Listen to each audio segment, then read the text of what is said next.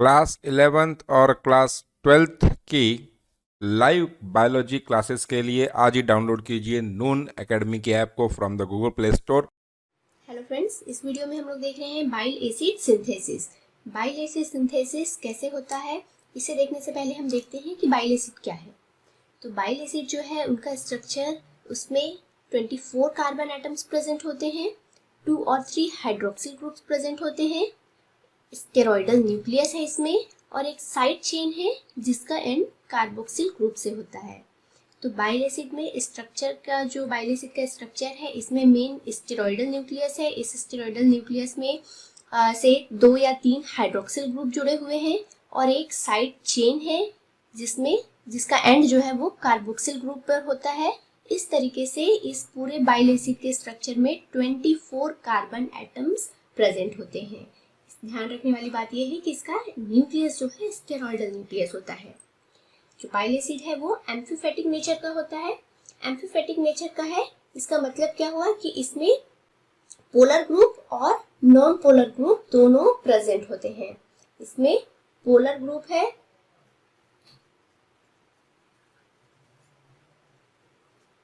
Polar group and non polar group.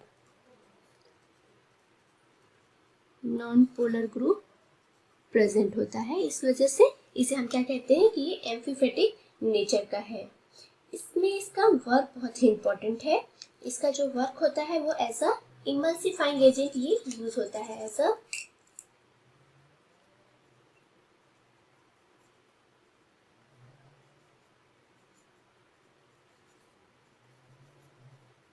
Emulsifying agent.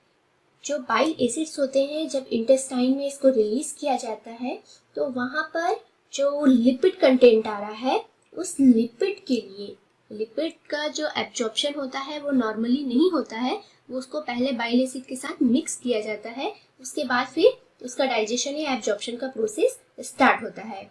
तो यहाँ पर ये काम कर रहा है as a emulsifying agent. Bile acid का मेन वर्क क्या है, एज अ इमल्सिफाइंग एजेंट ये यूज होता है for the digestion and absorption of lipid. Digestion and absorption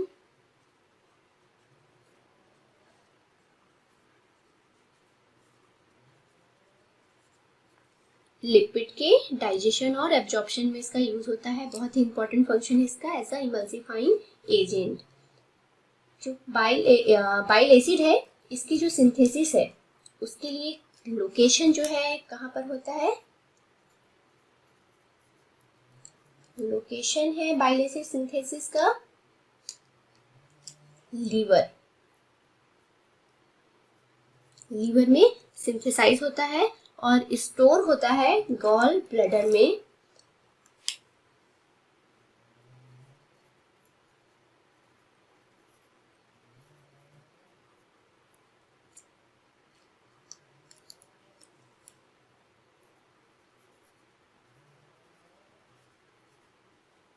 gall bladder में जाकर स्टोर होता है और वहां से ही वो सेक्रेट किया जाता है इंटेस्टाइन में। इंटेस्टाइन में आने के बाद उसका जो फंक्शन होता है वो एक इमल्सिफाइंग एजेंट की तरह होता है, जो इमल्सन प्रिपेयर करता है लिपिड के साथ। उसके बाद ही उन लिपिड मॉलिक्यूल्स का एब्जॉर्प्शन पॉसिबल होता है। तो इस तरीके से इसका रोल बहुत ही इंपॉर्टेंट है।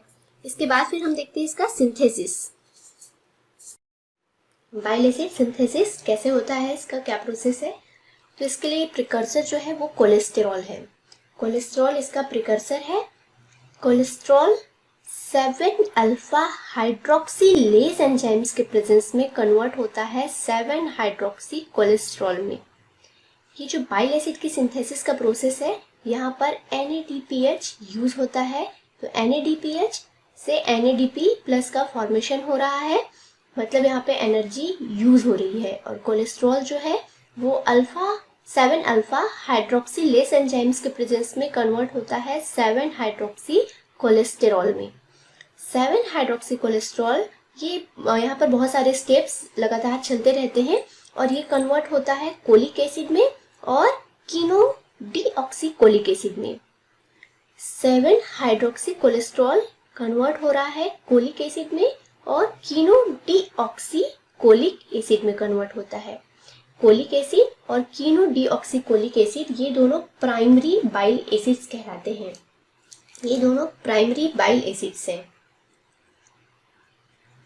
प्राइमरी बाइल एसिड्स हैं, लेकिन अपने इस फॉर्म में कोलिक एसिड और कीनो-डीऑक्सीकोलिक एसिड के फॉर्म में इनका डिसोसिएशन हो जाता है जब ये इंटेस्टाइन में रिलीज होते हैं और फिर ये बॉडी से एक्सक्रीट भी होने लग जाते हैं। इस वजह से बॉडी में जनरली ये इनका कॉन्जुगेशन फॉर्म यहाँ पर अवेलेबल होता है, कॉन्जुगेट हो जाते हैं वो अपने नॉर्मल कोलिक एसिड और कीनो-डीऑक्सीकोलिक एसिड के फॉर्म में अवेलेबल नहीं होते हैं, बल्कि कॉन्जुगेट किए जाते हैं कुछ एमिनो एसिड्स के साथ। जैसे कोलिक एसिड जो है ग्लाइसिन एक अमीनो एसिड है, तो ग्लाइसिन के साथ मिलकर ग्लाइकोकोलिक एसिड का फॉर्मेशन करता है।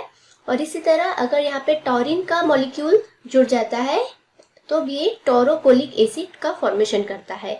तो ये दोनों सेकेंडरी बाइल एसिड्स प्रेजेंट होते हैं और इसी फॉर्म में ये रिलीज होता है गॉल ब्लैडर से और फिर वहां पर जाकर वो डिसोसिएट होता है। और डिसोसिएट नहीं कहना चाहिए यहाँ पर, कि अब इस फॉर्म में वो रिलीज होता है और इमल्सिफाइंग एजेंट की तरह काम करता है, जिससे कि वो प्रोटेक्ट रहता है और डिसोसिएट नहीं हो पाता है और वो उसका जो एक्सक्रीशन हो रहा है वो नहीं हो पाता है, उसका रीएब्जॉर्प्शन हो जाता है और फिर से वो सेम प्रोसेस में लग जाता है, इमल्सिफाइंग एजेंट की तरह फिर से वर्क करने लगता है। तो इस तरीके से कॉन्जुगेशन होने से उसका डिसोसिएशन रुक रहा है और दूसरा उसका जो एक्सक्रीशन है वो रुक रहा है। तो ये बहुत टाइम पे बहुत बार वो यूज होता है एज अ इमल्सिफाइंग एजेंट। तो यहाँ पे फॉर्मेशन हो रहा है कोलिक एसिड का, इस कोलिक एसिड का कॉन्जुगेशन हो रहा है या तो ग्लाइसिन के साथ या फिर टॉरिन के साथ। अगर ग्लाइसिन मॉलिक्यूल के साथ इसका कॉन्जुगेशन हो रहा है तो ग्लाइकोकोलिक एसिड का फॉर्मेशन हो रहा है, टॉरिन के साथ टोरोकोलिक एसिड का फॉर्मेशन हो रहा है। जब ये रिलीज होता है तब इंटेस्टाइनल बैक्टीरिया इसको कन्वर्ट कर देता है डीऑक्सीकोलिक एसिड में। इसी वजह से ये कॉन्जुगेटेड फॉर्म में यहाँ पर प्रेजेंट है। सेकेंड है हमारे पास जो प्राइमरी बाइल एसिड, वो है कीनो-डीऑक्सीकोलिक एसिड। जो कीनो-डीऑक्सीकोलिक एसिड है ये भी सेम मैकेनिज्म में टॉरिन या फिर ग्लाइसिन के साथ कॉन्जुगेट होता है। तो टोरो या फिर ग्लाइको कीनो-डीऑक्सीकोलिक एसिड का फॉर्मेशन होता है। ये भी इसका कॉन्जुगेटेड फॉर्म है, टोरो और ग्लाइको। अगर टॉरिन के साथ है तो टोरो-कीनो-डीऑक्सीकोलिक एसिड और अगर ग्लाइसिन के साथ है तो ग्लाइको कीनो-डीऑक्सीकोलिक एसिड का फॉर्मेशन हो रहा है। इंटेस्टाइनल बैक्टीरिया इसे लिथोकोलिक एसिड में कन्वर्ट करता है। इस तरीके से यहाँ पर जो 7 अल्फा हाइड्रोक्सिलेज एंजाइम है वो कैटालाइज हो रहा है, कैटालाइज कर रहा है इस सिंथेसिस प्रोसेस को और ये इसका रेट लिमिटिंग रिएक्शन है। मतलब ये जो रिएक्शन है ये इसका रेट लिमिटिंग रिएक्शन कहलाता है।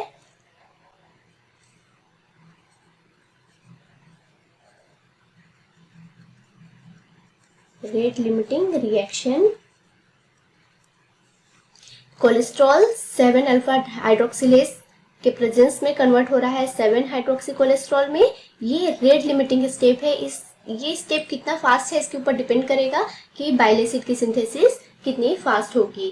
तो इस रिएक्शन को 7 अल्फा हाइड्रोक्सिलेज एंजाइम कैटालाइज कर रहा है और यहाँ पर NADPH का मॉलिक्यूल खर्च हो रहा है, जिससे कि NADP+ का फॉर्मेशन हो रहा है। तो इस तरीके से यहाँ पर एनर्जी यूज किया जा रहा है। जो बाइल एसिड्स होते हैं जो रिलीज हो रहे हैं वो सोडियम या पोटेशियम के साथ जब मिक्स हो जाते हैं तब हम इसे क्या कहते हैं, इनके सॉल्ट्स कहते हैं। कॉन्जुगेटेड बाइल एसिड अपने सॉल्ट के फॉर्म में एग्जिस्ट करते हैं, सॉल्ट्स बनाते हैं। ये किसके साथ बना रहे हैं सॉल्ट, सोडियम या फिर पोटेशियम के साथ। जो कॉन्जुगेटेड बाइल एसिड्स है वो सॉल्ट्स प्रिपेयर कर रहे हैं सोडियम या फिर एंड पोटेशियम। सोडियम और पोटेशियम के साथ ये बाइल एसिड का बाइल सॉल्ट का फॉर्मेशन करते हैं।